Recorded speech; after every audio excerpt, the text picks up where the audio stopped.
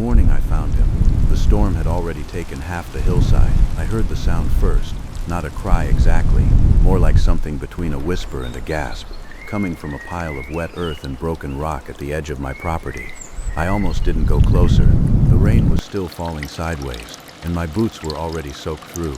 But something made me stop, and there, pressed flat against a cold stone, barely visible under a mat of muddy silver fur, was the smallest living thing I had ever seen. He fit in the palm of my hand. I didn't know what he was at first. I just knew he was cold, dangerously cold. I could feel his ribs moving, fast, shallow, like a heartbeat trying to decide whether to keep going. I wrapped him inside my coat and walked back to the house as quickly as I could without running. I was afraid if I ran, something would break. The wildlife officer arrived within the hour. She stood in my kitchen, looked at the tiny creature I'd placed on a warm towel near the stove, and said the words I wasn't ready to hear. "He probably won't survive the night." She said it gently. She meant it kindly, but it landed like a stone. I'd been alone in that house for 4 years by then. Since Robert passed, it had just been me and Daisy, my 12-year-old tabby who'd come into our lives as a young cat and stayed through everything, through retirement, through the quiet that follows loss, through winters that felt longer than they should have. Daisy wasn't a dramatic animal. She didn't demand attention or perform for visitors. She simply existed alongside me in that steady, faithful way that some animals have, always nearby, always calm, always the first warm thing I felt when I woke up in the dark at 3 in the morning and couldn't remember why I felt sad. She was my constant, and I was hers. When I brought the kitten inside that morning, Daisy was asleep on the armchair by the window. She opened her eyes. She didn't hiss, didn't arch her back, didn't do any of the things I expected.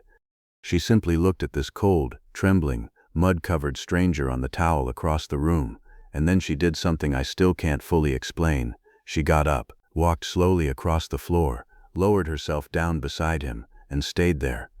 The wildlife officer had taken photos and measurements before she left, promising to send them to a colleague who specialized in wild felids. I didn't know what that meant at the time. I just knew the kitten had stopped shaking, because Daisy's body was warm beside him, and he had moved, instinctively, blindly, toward her heat. He made a sound, tiny, almost inaudible, not a meow, something older than that. Daisy tucked her chin over the top of his head. I sat down on the kitchen floor and didn't move for a long time. The call came 2 days later. The officer's voice was careful, measured, the tone people use when they're not sure how you'll take news. The kitten wasn't a stray domestic, she explained. He wasn't lost. He wasn't somebody's abandoned pet. He was a Pallas's cat, a Manual, she called him. One of the oldest wildcat species still living, native to remote highlands and rocky grasslands, rarely seen, almost never found this young, this far from any established habitat range. They believed the rockslide had brought down the den site. His mother almost certainly hadn't survived. He was only a few weeks old. He couldn't hunt, couldn't regulate his own body temperature, couldn't survive a single night in the open at his age. Without intervention, she said, his chances are extremely poor. I looked across the room when she said that. Daisy was grooming him. Slow, deliberate strokes along the back of his neck. The kitten sat perfectly still, his oversized paws folded underneath him, his round ears, those unusually round ears, tilted slightly forward. He looked less like a wild animal and more like something that had simply come home. "What do we do?" I asked. There was a pause on the line. "Technically, he should be transferred to a licensed wildlife facility," she said, "but given his age, the stress of transport alone could." She didn't finish the sentence. She didn't have to. "Can I keep him here?" I asked. "For now." "Just for now." Another pause. "For now," she finally said. I named him Milo on the 4th day. He had started following Daisy by then, everywhere, down the hallway, into the kitchen, back to the armchair by the window. He moved behind her in that lurching, uncertain way of very young animals, half stumble, half intention, always staying close enough to touch. Daisy never hurried. She simply moved at her own pace and let him follow. Watching them together felt strange and quiet, and somehow larger than the room they were standing in, like witnessing something that wasn't supposed to happen, but was happening anyway. By the end of the first week, Milo was eating, sleeping through the night, gaining weight slowly, steadily. The wildlife officer visited again. She stood in my kitchen, the same spot she'd stood in that first morning, and watched Daisy and Milo curled together on the towel near the stove. She was quiet for a long moment. Then she said, "I've never actually seen this before, neither had I." But something in the way Daisy lay beside him, unhurried, unbothered, completely certain, made me feel like she had known, from the very first moment she crossed that room, exactly what she was doing. And then one evening, about 3 weeks in, I noticed something that stopped me in the hallway. Milo was sitting at the window, alone. Daisy was asleep on the chair behind him. The house was quiet. The sun was going down somewhere behind the tree line, painting everything that soft gray-orange color that countryside evenings get in early spring. And Milo wasn't watching me, wasn't watching Daisy. He was watching the forest, still as stone, not blinking, not moving. Like something out there was already speaking to him in a language none of us could hear. I went to bed that night telling myself it meant nothing. Young animals do that. They watch things. They're curious. It didn't mean anything. But the next morning, I came downstairs to find Daisy sitting alone by the back door. Milo's blanket was empty. The door was undisturbed, and he was simply gone. Between two worlds. I called his name before I even had my coat on. I don't know why. He'd never once responded to his name the way Daisy did, with that slow blink and slight turn of the head. But I called it anyway, standing at the back door in the gray early morning, my voice swallowed immediately by the fields and the tree line beyond them. Nothing. Just wind moving through wet grass, a crow somewhere, the distant sound of the road. I searched for 3 hours, the barn first, checking every corner, every shelf, every dark space behind the old machinery, then the shed. Then the perimeter of the property, walking the fence line with my eyes down, looking for prints in the soft earth, for any sign of which direction he'd gone. Daisy followed me the entire time. That was the part I hadn't expected. She isn't an outdoor cat, hasn't been for years. But she walked beside me through the wet grass, her paws darkening with mud, pausing when I paused, looking where I looked. She didn't make much sound, just that low, persistent call she'd developed for him. Softer than a normal meow, more like a question repeated quietly into the cold air. "Where are you? Where are you? Where are you?" I found him at the edge of the eastern field, just before noon. He was sitting in the shadow of a large rock, partially hidden by dead bracken, watching me approach with those pale, unreadable eyes. He looked different, not hurt, not lost, not frightened. Just different, like something had shifted behind his face overnight. Some internal arrangement had quietly moved. He let me get within a few feet before he stood and walked back toward the house, not running, not afraid, simply done with whatever he'd gone out there to do. Daisy met him at the door. She pressed her face against his and held it there for a moment. Then she turned and walked to the food bowls, and Milo followed, and within 10 minutes they were both eating side by side like nothing had happened. I stood in the kitchen doorway watching them, and felt something I couldn't quite name. Relief, yes. But underneath that, something quieter, something that felt a little like the first page of an ending. After that, the pattern established itself within days. Mornings he was inside. Evenings, often outside. Some nights he came home before dark. Some nights he didn't come home until the following afternoon. And once, a stretch that lasted nearly 2 days, he didn't come home at all. Each time he returned he was the same, unhurried, untroubled. He'd find Daisy, acknowledge her in that particular way of his, forehead to forehead, one long slow breath, then eat, sleep and be gone again by the next morning. He was living 2 lives simultaneously, and somehow, he seemed perfectly comfortable in both. It was Daisy who showed the strain. I noticed it first in small ways. She started sleeping less during the day, which was unusual for an elderly cat who had always taken sleep seriously. She began stationing herself at the window that faced the back field, sometimes for hours, watching the place where the grass met the tree line. When Milo was away overnight, she barely touched her food, not dramatically. She wasn't wasting away. She still came to me in the evenings, still slept at the foot of my bed, still lived her quiet routines with the steadiness that had always defined her, but there was something vigilant in her now. A weightiness she hadn't carried before. I recognized it, in an uncomfortable way. It looked a lot like worry. The wildlife researcher arrived on a Tuesday morning in late autumn.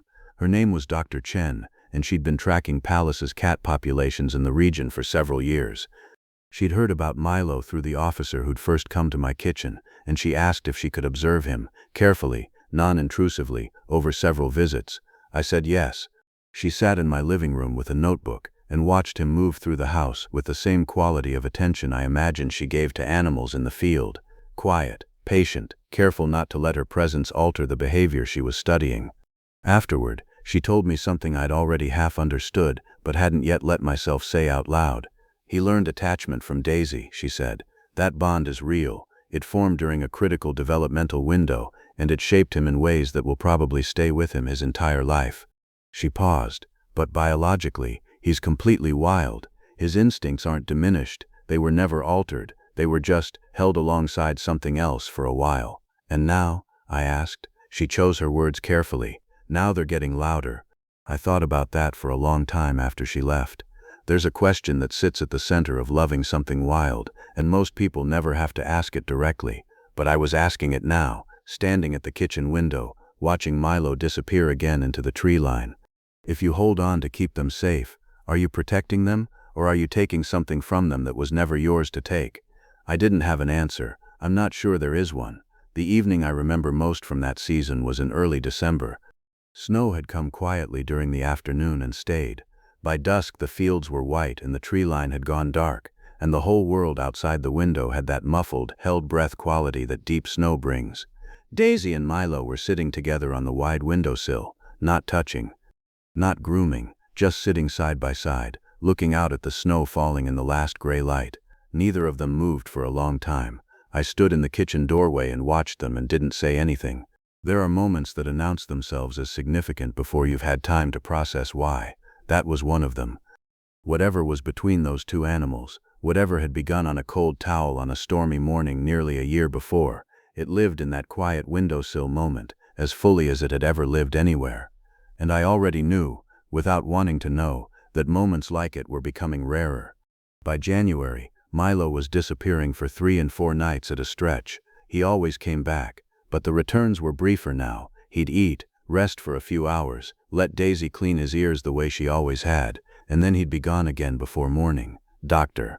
Chen said it was consistent with a young adult male establishing a territory. Natural, expected. A sign, she said carefully, of a healthy animal developing exactly as he should. I told her that didn't make it easier. She said she understood. And then January turned to February. And Milo didn't come home. 1 night became 2, 2 became 4, 4 became a week. The snow outside the window was unmarked, no paw prints on the porch, no shadow moving at the edge of the field in the early morning half-light. Nothing. I kept his bowl filled. I don't know why exactly. Habit, maybe. Hope. The specific stubbornness of people who aren't ready to stop waiting. Daisy stopped eating on the 5th day. Not entirely, but enough that I noticed. Enough that I sat down beside her and put my hand on her back and felt the particular stillness of an animal that is grieving in the only way animals can, quietly, completely, without any way to be told it will be all right. The house had been quiet before, since Robert. Since the years of learning to live inside a smaller life. But this quiet was different. This one had a shape to it. The goodbye nobody wanted. 3 weeks passed, then 4. I stopped counting after that. Not because I'd given up exactly, but because counting had started to feel like a kind of harm I was doing to myself. Every morning I'd come downstairs and look at the back door and feel the same thing, that small irrational lift of possibility, and then the same quiet settling when there was nothing there, just the empty porch, the field beyond it, the tree line standing dark and still against the winter sky. I kept his bowl filled. I kept his blanket where he'd always left it, folded against the base of the radiator in the kitchen. Small things, unreasonable things maybe. But grief makes its own logic, and I'd learned by then not to argue with it. Daisy was eating again at least, not with her old appetite, but enough. She moved through the house in her careful, elderly way, slower now than she'd been even a year ago, her joints stiff in the mornings, her sleep deeper and longer. 12 years is a considerable life for a cat. She carried it gracefully, the way she'd always carried everything. But the windowsill vigils had stopped. That was what I noticed most. She no longer stationed herself at the window that faced the back field. She no longer tracked sounds from outside with that alert, waiting posture. She had settled into something that looked, from the outside, like acceptance. I wasn't sure if that made me feel better or worse. I found myself thinking about the beginning more than I expected. The morning of the storm, the sound I'd heard from the pile of broken rock, the weight of something barely alive in my palm, and the walk back to the house in the rain, holding my coat closed with one hand, trying not to think too carefully about what I was carrying. I thought about the wildlife officer standing in my kitchen saying he probably wouldn't survive the night. I thought about Daisy crossing the room, that slow, unhurried walk, no hesitation, no caution. Just a 12-year-old cat who had already lived through more than her share of hard winters, moving toward a cold and frightened stranger and lying down beside him like it was the most obvious thing in the world. I've thought about that moment many times since, what she understood in it that I didn't, what she was willing to give without being asked. Dr. Chen called in the third week of February. She was careful on the phone, measured. She said that young adult male Pallas' cats in the wild typically establish territories of several square kilometers, that it was not uncommon for them to disappear for extended periods, particularly in winter. That absence didn't necessarily mean loss. I thanked her and set the phone down and stood at the kitchen window for a while. The snow was still on the ground, unmarked. The morning it happened, I wasn't expecting anything. That's the thing about hope, the real kind, not the performed kind. It doesn't announce itself. It doesn't build toward a moment. It just exists quietly underneath everything, even when you've stopped noticing it's there. I came downstairs at just past 7, made tea, let Daisy out of the bedroom where she'd been sleeping, stood at the kitchen window with my mug and looked out at the porch the way I had every morning for 5 weeks, and then I stopped. Paw prints on the wooden boards of the porch, large ones, pressed deep into a thin skin of overnight frost, tracking from the left side of the steps to the back door and then, circling, like something had stood there for a while, like something had waited. I set my mug down very carefully on the counter. My hands were shaking when I opened the door. He was standing at the far edge of the porch, not the small, uncertain creature I'd carried home in my coat, not the adolescent who had followed Daisy room to room on unsteady legs, mimicking her every movement. Something entirely different stood on my porch in that cold February morning light. He was enormous. That was the first thought, just the sheer physical fact of him. The thick silver-gray coat, heavier and denser than I remembered, the broad, flat face, the pale eyes that caught the light in a way that seemed to come from somewhere very far back. He looked ancient and immediate at the same time, like something drawn from a landscape that existed long before houses and fences and kitchen windows. He looked at me. I didn't move, and then he looked past me, into the house.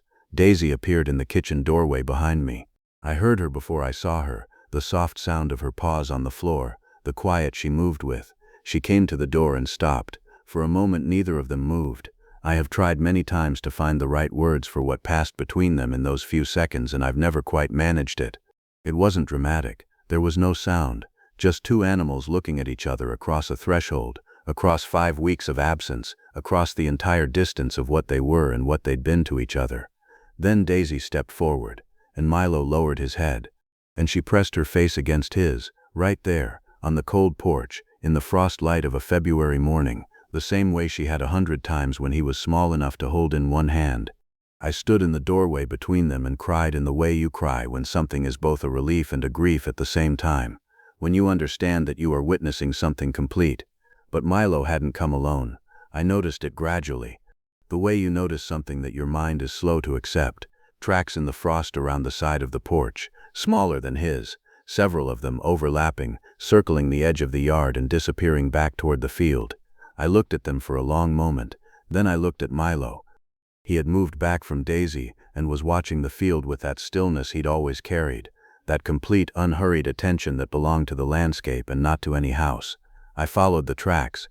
I want to be honest about what that walk felt like, crossing the yard in the cold morning, the snow compressing quietly underfoot, not entirely sure what I was going to find.